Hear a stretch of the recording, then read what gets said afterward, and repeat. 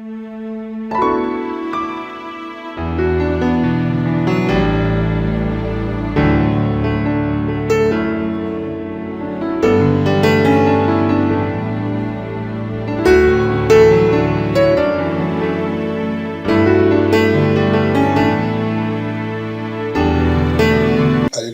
Amen.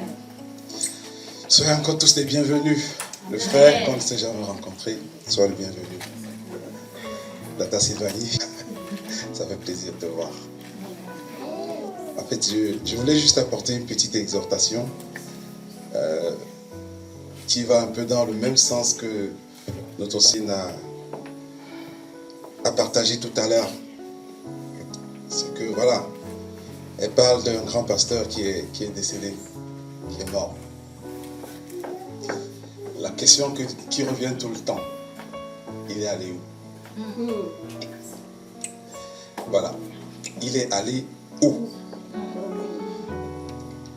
C'était certes un pasteur, mais est-ce qu'il marchait selon les voies de Dieu? Question qu'il faut se poser.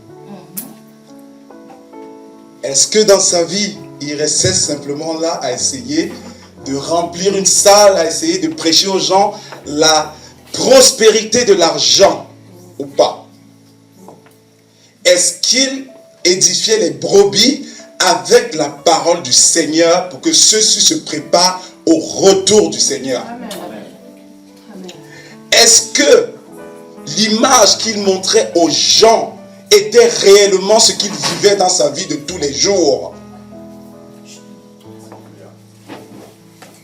Ça doit vraiment nous interpeller. Et quand j'entends des témoignages comme ça me fait frémir, ça me fait même peur. Parce que ce que le Seigneur m'exhortait à partager, c'est que beaucoup d'entre nous, surtout les chrétiens, nous portons beaucoup un masque. Pour paraître dans la société viable, c'est-à-dire que pour montrer aux gens que nous sommes ce que nous ne sommes pas. Et ce masque, c'est dans les deux sens. C'est-à-dire qu'au milieu des chrétiens, on se montre comme le plus pieux.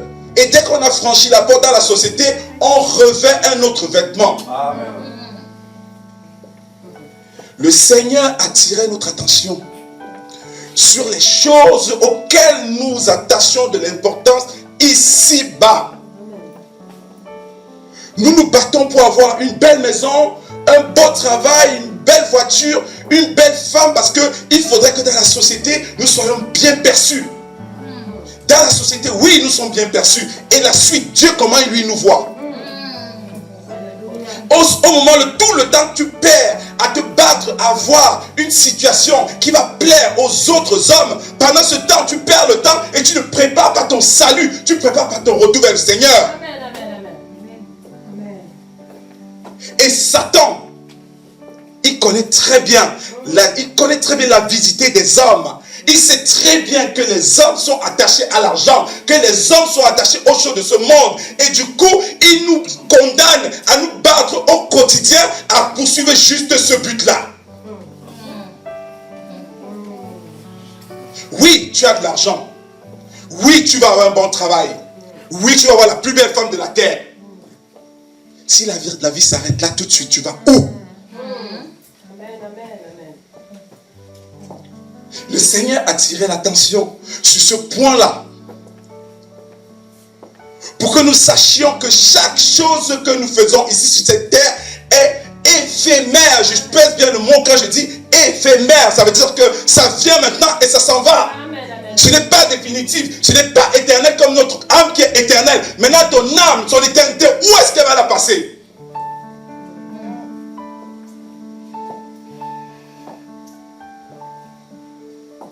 Le Seigneur nous en supplie sur ce point-là. De ne plus regarder aux choses de la terre. Nous avons besoin des choses de la terre, de certaines choses. Mais laissons Dieu nous donner ce dont nous avons besoin. Ne courons pas après ces choses. Parce que Satan s'en sert pour nous faire perdre du temps, pour nous égarer, pour nous aveugler. Pendant ce temps, il tisse son monde. Il met le monde dans les ténèbres. Et pendant ce temps, nous perdons le temps. On ne sait pas si réellement on sera sauvé ou pas. Tu vas amasser de l'argent, tu vas avoir tous les biens de la terre, et après ton âme va où?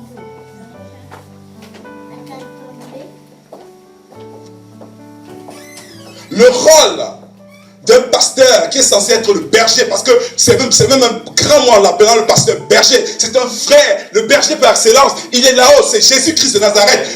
Là, son rôle, ce n'est pas de remplir ces chaises-là. Non. On n'est pas là pour ça. On n'est pas là pour l'argent. Non, on est là pour aider les gens à trouver le chemin qui mène vers le salut de leur âme. Amen. Malheureusement, c'est quelque chose qui ne se prêche plus de nos jours. C'est quelque chose qu'on ne dit plus aux gens. On ne dit plus qu'ils sont simplement des frères. On ne leur dit plus comment il faut faire pour sauver leur âme. On ne leur dit plus qu'il faut vivre dans la sanctification. On les caresse dans le sens du poil. Tu as l'argent, oui, tu vas être diacre. Tu as ceci, oui, Dieu peut faire avec Dieu et amour. Mais non, si tu ne sauves pas ton âme, si tu ne vis pas dans la sanctification, c'est l'enfer qui t'attend. Si tu t'attaches plus aux choses de la terre qu'à ton Dieu, c'est l'enfer. Dieu nous a créés pour l'adorer. Dieu nous a créés pour qu'on l'aime. Parce que lui, il nous a aimés en premier. Il nous a tellement aimés à tel point qu'il est venu mourir sur la croix pour nous. Toi, qu'est-ce que tu es prêt à faire pour Dieu?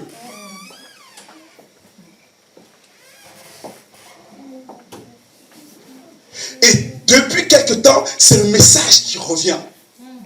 On a l'impression qu'on ne parle que de ça. Mais ça revient tous les jours. Le retour du Seigneur qui est imminent. Pas plus tard que c'est Nucha qu'on fait des songes là-dessus. Le message, c'est de se préparer. Et réellement. Parce que ce que les gens vont penser de toi, ça n'a pas d'importance. On ne le redira jamais assez. C'est ce que Dieu lui pense de toi qui a de l'importance. Amen. Ne cherche pas à paraître ce que tu n'es pas en face de tes frères et sœurs ou en face de la société parce que tu as peur qu'on va te rejeter. Oui, la vie avec le Seigneur Jésus, c'est le rejet. La vie avec le Seigneur Jésus, c'est la croix. La vie avec le Seigneur Jésus, ce sont les difficultés. Amen. Mais il est là avec nous. Tu auras les difficultés, mais il t'aidera à sortir de là. Amen. Ne perdons plus le temps, les amis. L'heure est grave. Il est temps. Sur l'horloge de Dieu, il est pratiquement l'heure. Il est à la porte. La dernière fois, il m'a donné un songe en me disant, ils sont en ordre de marche. Le Seigneur sur son cheval blanc, il est déjà là, avec tous ces anges qui sont derrière lui.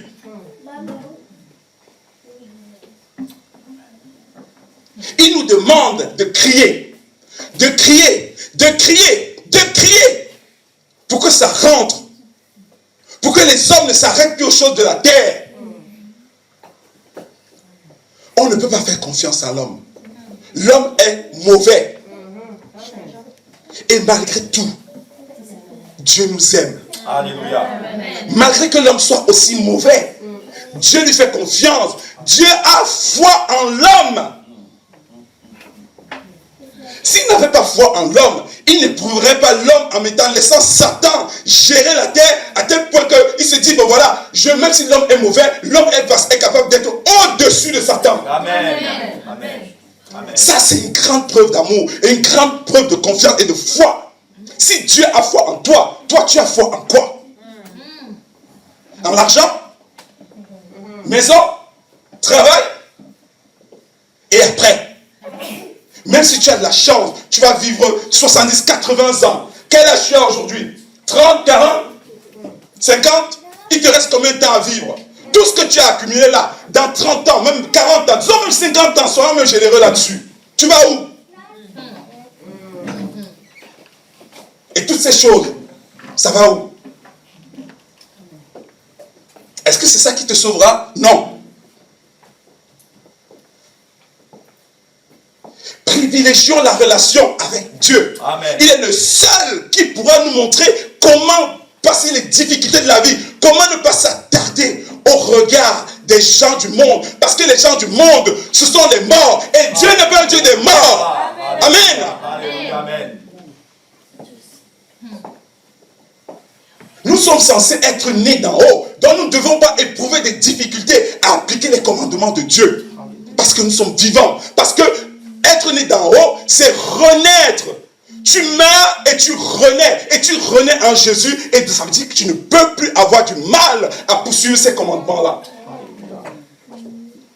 Avant, nous étions morts.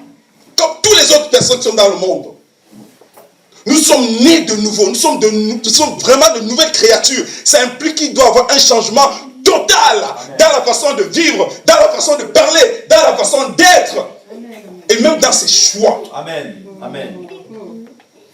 Pour suivre Dieu, ça ne devrait plus être une difficulté. Non, au contraire, ça devrait être une joie parce que Jésus a dit, portez mon joug, il est léger et il est doux. Alléluia. En portant le joug de Jésus, tu n'as plus la difficulté à penser la facture à ceci, ou alors j'ai les impôts, ou ceci ou cela, parce que tu sais que Dieu pourvoit à tous ses enfants. Alléluia. Et ça, c'est un avant-goût de la nouvelle Jérusalem dans laquelle nous allons aller. Parce que quand nous irons, on n'aura plus de problème de facture, on n'aura plus de soucis dans la tête, on n'aura plus rien du tout. Prenez ce joug-là, parce que là, vous allez commencer à ressentir, vous n'aurez plus ce problème-là. Commencez à penser aux difficultés de la vie. Non, ce sera totalement effacé. Parce que vous aurez accepté Jésus. Vous aurez accepté de vivre dans la sanctification. Et lui, en retour, il va tout faire pour que vous ne manquiez jamais de rien. Il n'y aura pas une situation qui sera difficile pour vous. Parce que chaque situation, il apportera toujours la solution qui est lui-même. Les amis. Amen. Amen. Il nous fait confiance. Pourquoi nous, on ne peut pas lui faire confiance? On chante, j'aime Jésus, j'aime Jésus. Aimer Dieu, c'est suivre ses commandements. Est-ce que c'est ce que nous faisons réellement? Quand on regarde les chrétiens vivre, on a l'impression que la vie avec Dieu est tellement compliquée, tellement difficile. Pourquoi? Parce que tellement on veut suivre Dieu et rester attaché aux choses du monde. Dieu n'est pas dans le mélange. Amen. Ou on est avec lui, ou on n'est pas avec lui. Amen.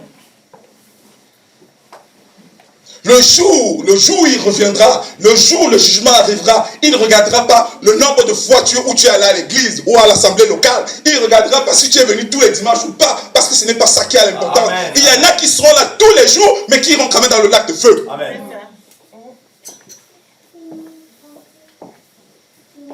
Oui, mes amis, c'est ça. Dans le lac de feu. Est-ce que c'est là que tu veux finir ton éternité? Je pense que non. Quand on dit le Seigneur revient bientôt, les gens se disent, voilà, c'est un message qu'on nous donne depuis très longtemps. Le Seigneur ne revient pas bientôt, j'ai encore le temps. Ok, tu as le temps, peut-être qu'il ne revient pas bientôt. Mais si tu meurs, je ne sais pas, tu peux sortir là tout de suite. Tu meurs, tu vas où?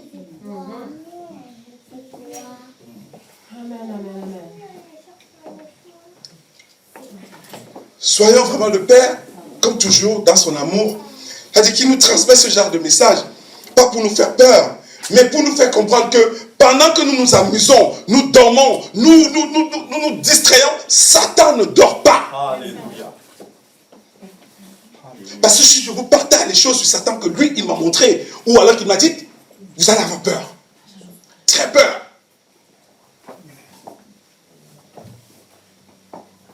Satan en est arrivé à un point d'être dans une assemblée, comme dans la plupart des assemblées, il est assis à être là, à avoir ses suppôts qui sont là. Pendant que vous parlez, vous prêchez, la personne voit, elle entend, et Satan entend et voit ce que la personne voit. Ça fait peur. Et ça permet à Satan d'éteindre ceux qui peuvent vraiment briller avec Dieu. Ceux qui peuvent lui être nuisibles. Parce que toi, en tant qu'enfant de Dieu, tu as une lumière qui brille. Tu es nuisible pour Satan. Garde cette lumière. Parce qu'en gardant cette lumière, tu auras toujours Jésus avec toi. Amen. Et Satan sera toujours sous tes pieds. Amen. Amen. Amen.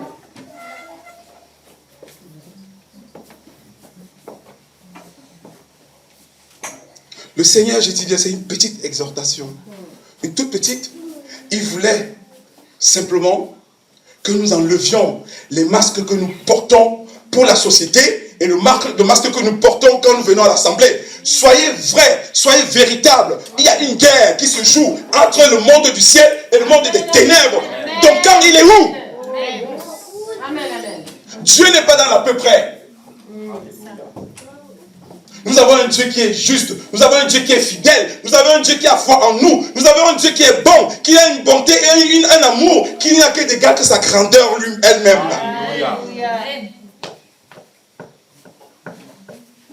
Vous cherchez les richesses de la terre, alors que vous avez un Père qui est déjà la richesse lui-même.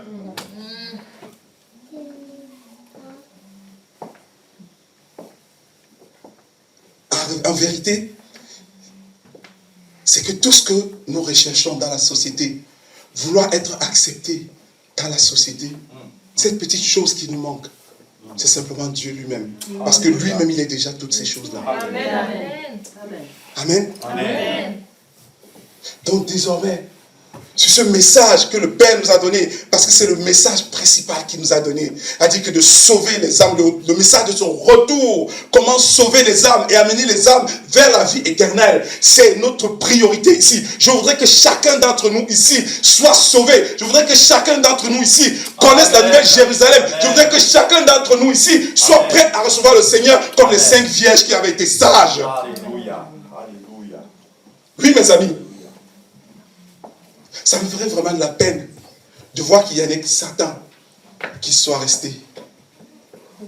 Parce que hier encore, je le partageais durant l'enseignement. Je vais le repartager parce qu'il y avait certaines personnes qui n'étaient pas là. Le Seigneur m'a montré un songe, l'enlèvement. C'était comme des gouttes d'eau, des grosses gouttes d'eau qui partaient de la terre et qui montaient dans le ciel. Tout de suite, je n'ai pas compris le songe. C'était des grosses gouttes d'eau lumineuses, extrêmement lumineuses. Je voyais comme des choses qui montaient dans le ciel et je n'avais pas compris pourquoi. En prière, le Père, je lui pose la question, mais qu'est-ce que ça veut dire ça? C'est là qu'il me fait revenir dans le songe et il me fait comprendre que non, ce sont les personnes qui ont été saintes, les élus, qui sont en train de remonter comme ça. Et les personnes en fait étaient transformées, étaient comme dans un halo de lumière, étaient attirées vers le ciel. Mais ce qui m'a frappé, ce qui m'a rendu triste, c'est le nombre de personnes qui avaient été enlevées comme ça. Le nombre, ils étaient si peu.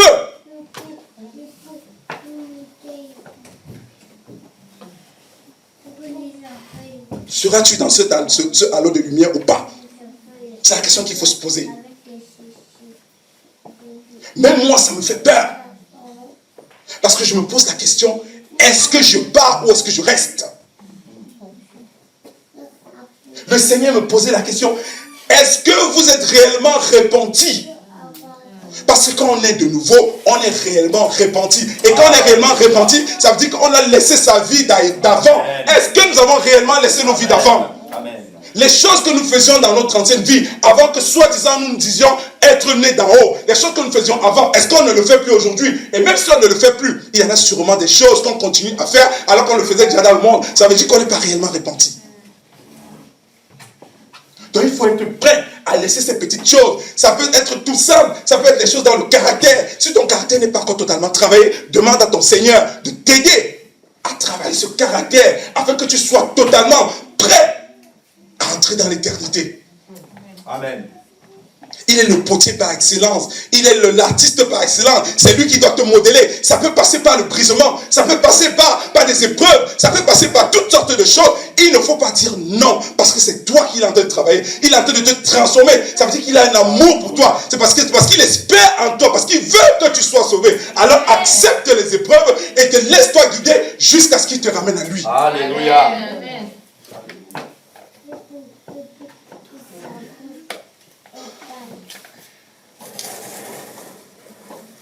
Ce message, je ne sais pas pourquoi le Seigneur nous l'a donné, mais c'est une grâce que ce message soit prêché dans cette petite assemblée, parce que c'est un message qu'on n'entend plus dans les assemblées. On ne prépare plus les âmes au retour du Seigneur. On ne prépare plus les âmes pour le salut de leurs âmes. On ne prépare plus les gens. Non. Tout ce qu'on fait, c'est leur montrer, leur dire comment ils vont faire pour avoir une belle voiture, comment ils vont faire pour avoir un nouveau boulot, comment même ils vont faire pour aller mentir aux autorités encore pire. Pasteur, j'ai rendez-vous à la préfecture pour un papier là, mais j'ai menti ici là que j'étais réfugié politique et on veut que le pasteur prie. Et il y en a des pasteurs qui prient pour des bêtises comme ça, mensonges et sorcellerie. Vous faites participer à l'homme de Dieu au mensonge, alors que le mensonge est banni par Dieu.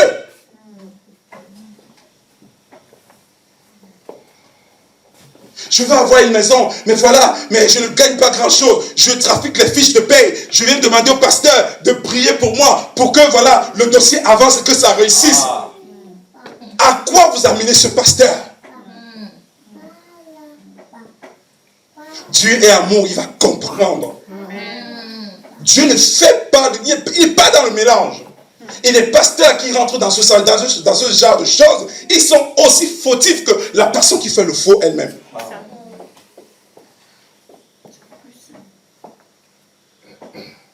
Et déjà, un homme de Dieu n'est pas là pour venir prier pour nous, pour régler des choses. Non, il peut nous accompagner dans la prière. Ça implique que nous, personnellement, nous devons déjà avoir une relation avec Dieu lui-même. Quel est l'état de notre relation avec Dieu? Est-ce que nous venons seulement à Dieu pour lui demander des choses? Est-ce que nous avons vraiment une intimité avec Dieu? Parce qu'on s'est rendu compte que beaucoup disent seulement, Seigneur, je veux, Seigneur, je veux, Seigneur, je veux, Seigneur, je veux. À quand toi, si tu vas te taire et écouter ce que Dieu te dit? Amen. Amen, amen, amen.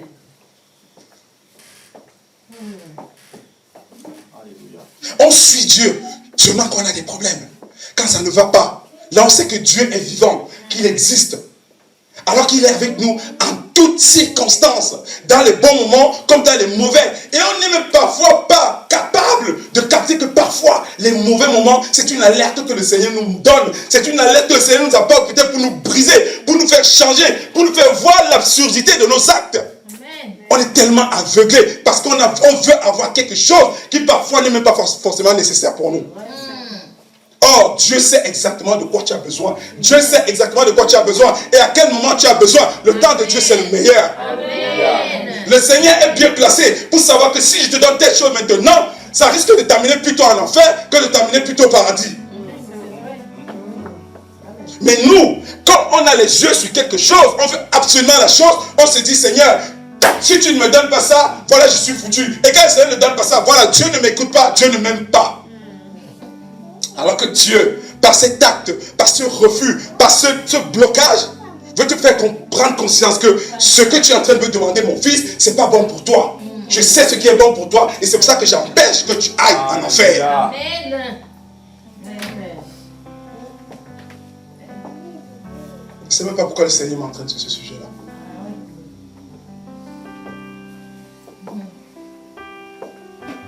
Donc, prenons conscience. Cultivons l'intimité avec Dieu. Chacun d'entre nous. Ce n'est pas réservé que aux hommes de Dieu, soit disant, ça c'est encore bien grand mot, hommes de Dieu. Nous sommes tous des enfants de Dieu. Amen. Il n'y a pas un qui est au-dessus des autres. Parce que celui qui rentre dans son appel, celui qui reste dans son ministère, aura la même couronne que Paul ou Abraham là-haut. Amen. Amen. Amen.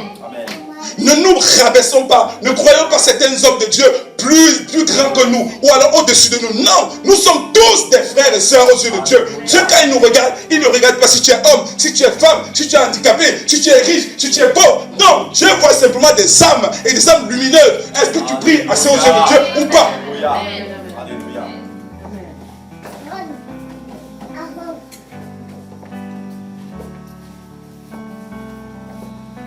Dieu nous exhorte à veiller. Nous sommes encore vivants. Et il est le Dieu de la vie. Il est le Dieu des personnes vivantes. Amen. Tant qu'il y a de la vie, tu peux encore changer. Tu peux encore réellement revenir à lui. Alors le Seigneur te dit, mon fils, ma fille, reviens à moi. Reviens réellement comme tu l'as souvent souhaité. N'attends pas simplement que je sois là avec toi par rapport au projet que tu te fais. Avant de faire un projet, viens me demander, mon fils, ma fille. Amen. Mais beaucoup d'erreurs que nous faisons, on lance d'abord le projet et ensuite on vient demander à Dieu son approbation. Ça devrait être l'inverse. Ça nous éviterait beaucoup de problèmes. Beaucoup. Je partageais avec le tonton la semaine dernière par rapport à nos vies. Nous sommes dans notre vie, ce que le Seigneur m'a fait percevoir, c'est que notre vie est comme un labyrinthe. Imaginez-vous un labyrinthe où les murs sont grands comme ça. Il faut aller à gauche, à droite, tout tourner. On ne sait pas où est la sortie. Et souvent dans nos vies, surtout quand on ne met pas Dieu en avant, à chaque fois qu'on prend un chemin, on trouve une impasse, on se cogne. À chaque fois qu'on prend un chemin, on trouve une impasse, on se cogne.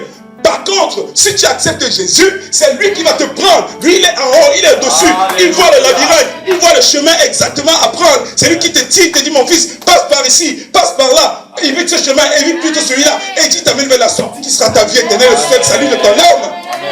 Amen. Laissons-nous conduire par Jésus. Amen. Amen. Laissons-nous conduire. Et nous verrons que les choses qui avant étaient des problèmes deviennent plutôt des futilités. On ne s'attachera plus à des choses. Est-ce que j'aurai toujours une belle voiture? Est-ce que mon statut social va rester le même? Est-ce que je ne vais pas diminuer dans mes revenus? On s'en fout. Tu peux être sans revenu. Dieu est celui qui qui a nourri les corbeaux. Les corbeaux ne travaillent pas. Les oiseaux ne travaillent pas. Mais ils vivent, ils se nourrissent, ils se reproduisent. C'est pareil pour toi. Toi, plus forte raison, qui a été fabriqué à l'image de Dieu et à sa ressemblance. Faisons confiance à Dieu. Amen.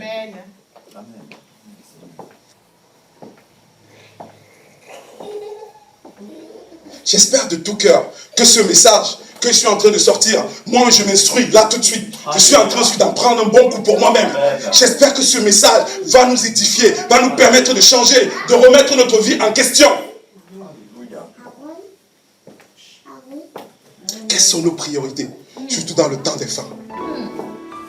Quelles sont nos priorités? Pour finir, méditons, voilà ce que l'Esprit dit. Méditons la parabole des 10 vierges. Encore et encore et encore. Veux-tu être les 5 vierges intelligentes ou les 5 vierges folles? Parce que c'est pas parce que tu viens à l'assemblée que tu seras parmi les 5 vierges sages. Amen. Que la parole du Seigneur soit glorifiée.